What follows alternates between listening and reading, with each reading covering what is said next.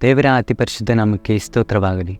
ಈ ಮಹಾ ಉಪವಾಸ ದಿನದ 22ನೇ ದಿನಕ್ಕೆ ಯೇಸು ಕ್ರಿಸ್ತನ ನಾಮದಲ್ಲಿ ನಿಮ್ಮೆಲ್ಲರನ್ನು ಸ್ವಾಗತಿಸುವನಾಗಿದ್ದೇನೆ. ಉಪವಾಸ ಎಂದರೆ ದೇವರು ಮತ್ತು ನಮಗೆ ಇರುವ ಒಂದು ಅನ್ಯೋನ್ಯತೆಯನ್ನು ಇನ್ನೂ ಗಟ್ಟಿ ಮಾಡಿಕೊಳ್ಳುವುದು ಮತ್ತು ಅತಿ ಹೆಚ್ಚು ದೇವರ ವಾಕ್ಯಗಳಲ್ಲಿ ನಾವು ನೆಲೆಯೂರುವುದು. ಈ ದಿನಗಳಲ್ಲಿ ಅತಿ ಹೆಚ್ಚು ದೇವರ ವಾಕ್ಯ ಮತ್ತು ದೇವರ ಆಲಯದಲ್ಲಿ ನಮ್ಮ ಸಮಯವನ್ನು ಕಳೆಯುವುದಾಗಿದೆ ಈ ಉಪವಾಸ ದಿನದ ಅಲ್ಪ ಸಮಯ ಧ್ಯಾನಕ್ಕಾಗಿ ಆರಿಸಿಕೊಂಡ ಸತ್ಯವೇದ ಭಾಗವು ಮಾರ್ಕನು ಬರೆದ ಸುವಾರ್ತೆ 7ನೇ ಅಧ್ಯಾಯ 24ರಿಂದ ಕೆಲವು ವಚನಗಳು. ಇಲ್ಲಿ 2 ವಿಷಯಗಳನ್ನು ನಾವು ಕಾಣಬಹುದು. ಮೊದಲನೇದಾಗಿ ನಂಬಿಕೆ, ಎರಡನೇದಾಗಿರುವಂಥ ವಿಷಯ ಸ್ವಸ್ಥತೆ. ಯೇಸುವಿನಲ್ಲಿ ನಂಬಿಕೆ ಇಟ್ಟು ಬಂದವರಿಗೆ ಯೇಸು ಸ್ವಾಮಿ ಯಾವ ರೀತಿ ಸ್ವಸ್ಥ ಮಾಡುತ್ತಾನೆ ಎಂಬುದರ ವಿಷಯವಾಗಿ ನಾವು ಈ ಭಾಗದಲ್ಲಿ ನೋಡಬಹುದು. ಒಬ್ಬ ಅನ್ಯಮತಸ್ಥಳಾಗಿರುವಂಥ ಸ್ತ್ರೀ, ದೇವರ ವಾಕ್ಯದಲ್ಲಿ ಹೇಳುವ ಪ್ರಕಾರ ಆ ಸ್ತ್ರೀ ಒಬ್ಬ ಗ್ರೀಕ ಸಮುದಾಯಕ್ಕೆ ಸೇರಿದಂಥ ಒಬ್ಬ ಅನ್ಯಮತಸ್ಥಳು ಎಂಬುದಾಗಿ.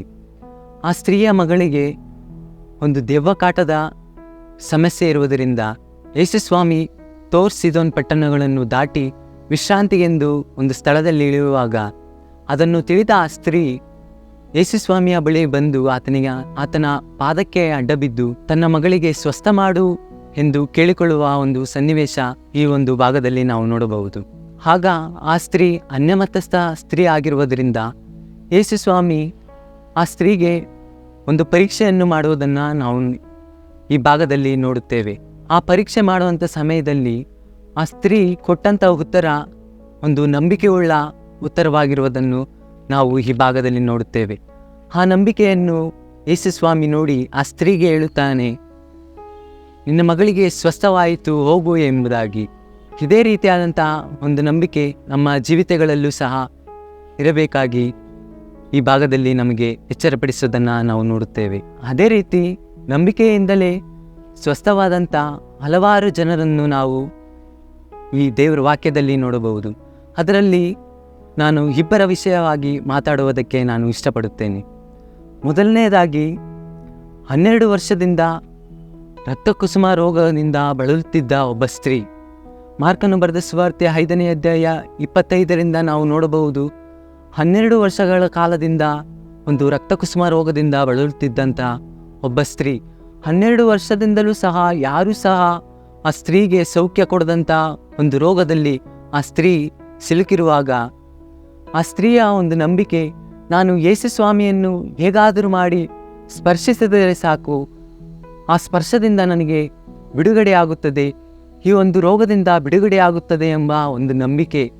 ಯೇಸು ಸ್ವಾಮಿಯ ಹಾದಿಯಲ್ಲಿ ಹೋಗುತ್ತಿರುವಾಗ ಜನರ ಗುಂಪಿನಲ್ಲಿ ಆ ಸ್ತ್ರೀ ಹೋಗಿ ಸ್ಪರ್ಶಿಸಿದಾಗ ಆ ನಂಬಿಕೆಯಿಂದ ಆ ಸ್ತ್ರೀಗೆ ಸ್ವಸ್ಥವಾಗಿರುವುದನ್ನು ನಾವು ನೋಡುತ್ತೇವೆ. ಅದೇ ರೀತಿ ನಾವು ನೋಡಬಹುದು ಮಾರ್ಕನು ಬರೆದ ಸುವಾರ್ತೆ 10ನೇ ಅಧ್ಯಾಯ 46ರಿಂದ ಇರುವಂಥ ಕೆಲವು ವಚನಗಳನ್ನು ನಾವು ನೋಡಬಹುದು. ಹುಟ್ಟು ಕುರುಡನಾಗಿರುವಂಥ ಬಾರ್ತಿಮಾಯನ ಬಗ್ಗೆ. ಬಾರ್ತಿಮಾಯನು ಹುಟ್ಟಿನಿಂದಲೇ ಕುರುಡನಾಗಿದ್ದನು. ಅವನಿಗಿದ್ದಂಥ ಒಂದು ನಂಬಿಕೆ, ಯೇಸು ಸ್ವಾಮಿ ಹತ್ತಿರ ನಾನು ಹೋದರೆ ಸಾಕು, ನನ್ನ ಹುಟ್ಟು ಕುರುಡುತನ ನನ್ನನ್ನು ಬಿಟ್ಟು ತೊಲಗಿ ಹೋಗುತ್ತದೆ ಎಂಬುವಂಥ ಒಂದು ನಂಬಿಕೆ. ಆ ಬಾರ್ತಿಮಾಯನು ಭಿಕ್ಷೆ ಬೇಡುತ್ತಿದ್ದಂಥ ಒಂದು ಸ್ಥಳದಲ್ಲಿ ಯೇಸು ಸ್ವಾಮಿ ಹಾದು ಹೋಗುತ್ತಿರುವಾಗ ಅದನ್ನು ತಿಳಿದ ಬಾರ್ತಿಮಾಯನು ಯೇಸು ಸ್ವಾಮಿಯನ್ನು ನಾನು ಹೇಗಾದರೂ ಮಾಡಿ ಕಾಣಬೇಕು ಎಂಬುದಾಗಿರುವಂಥ ಒಂದು ನಂಬಿಕೆ ಆತನದ್ದಾಗಿತ್ತು. ಆತನು ಹೋಗಿ ಯೇಸು ಸ್ವಾಮಿಯನ್ನು ನೋಡಿದಾಗ ಯೇಸು ಸ್ವಾಮಿ ಅವನನ್ನು ಕರೆದು ಅವನ ನಂಬಿಕೆಯನ್ನು ನೋಡಿ ಬಾರ್ತಿಮಾಯನಿಗೂ ಸಹ ಅಲ್ಲಿ ಸ್ವಸ್ಥ ಮಾಡುವುದನ್ನು ನಾವು ನೋಡುತ್ತೇವೆ.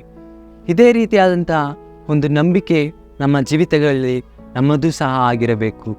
ನಾವು ನಂಬಿಕೆಯ ವಿಷಯದಲ್ಲಿ ನಾವು ನೋಡಬಹುದು, ದೇವರ ವಾಕ್ಯದಲ್ಲಿ ನಮಗೆ ಎಚ್ಚರಪಡಿಸುವುದನ್ನು ನಾವು ನೋಡಬಹುದು. ನಂಬಿಕೆಯ ವಿಷಯದಲ್ಲಿ, ದೇವರ ವಿಷಯದಲ್ಲಿ ನಾವು ನಂಬಿಕೆ ಎಂಬುದು ಕಣ್ಣಿಗೆ ಕಾಣದವುಗಳನ್ನು ಸಹ ನಂಬುವಂಥದ್ದಾಗಿದೆ ಎಂಬುದು ದೇವರ ವಾಕ್ಯದಲ್ಲಿ ನಾವು ನೋಡಬಹುದು.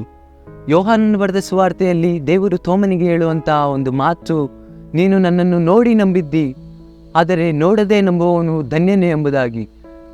ಯೇಸು ಸ್ವಾಮಿಯ ವಿಚಾರದಲ್ಲಿ ನಾವು ಸಹ ನೋಡದೆ ನಂಬುವವರಾಗಿ ನಾವು ಸಹ ನಮ್ಮ ಜೀವಿತಗಳಲ್ಲಿ ನಾವು ಜೀವಿಸಬೇಕು. ನಾನು ಹೇಳಿದಂಥ 2 ವಿಷಯಗಳು, ಒಂದನೆಯದಾಗಿರುವಂಥದ್ದು ನಂಬಿಕೆ, ಎರಡನೆಯದಾಗಿರುವಂಥದ್ದು ಸ್ವಸ್ಥತೆ. ನಾವು ನಂಬಿಕೆಯಿಂದ ಯೇಸುವಿನ ಬಳಿ ಬಂದರೆ ಯೇಸು ಸ್ವಾಮಿ ನಮಗೆ ಸ್ವಸ್ಥತೆಯನ್ನು ನೀಡುತ್ತಾನೆ ಎಂಬುವಂಥ ಒಂದು ಅಚಲವಾದ ನಂಬಿಕೆ ನಮ್ಮದಾಗಿರಬೇಕು.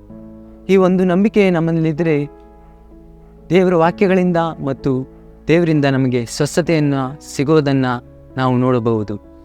ಈ ಮಹಾ ಉಪವಾಸ ದಿನಗಳು ನಮಗೆ ಒಂದು ಆಶೀರ್ವಾದದಾಯಕವಾದ ಉಪವಾಸ ದಿನಗಳಾಗಿ ಮಾರ್ಪಡಲಿ ಎಂಬುದಾಗಿ ನಾನು ದೇವರಲ್ಲಿ ಪ್ರಾರ್ಥಿಸುತ್ತೇನೆ. ಮತ್ತು ಈ ವಾಕ್ಯಗಳ ಮುಖಾಂತರ ದೇವರು ನಮ್ಮೆಲ್ಲರನ್ನು ಆಶೀರ್ವದಿಸಲಿ.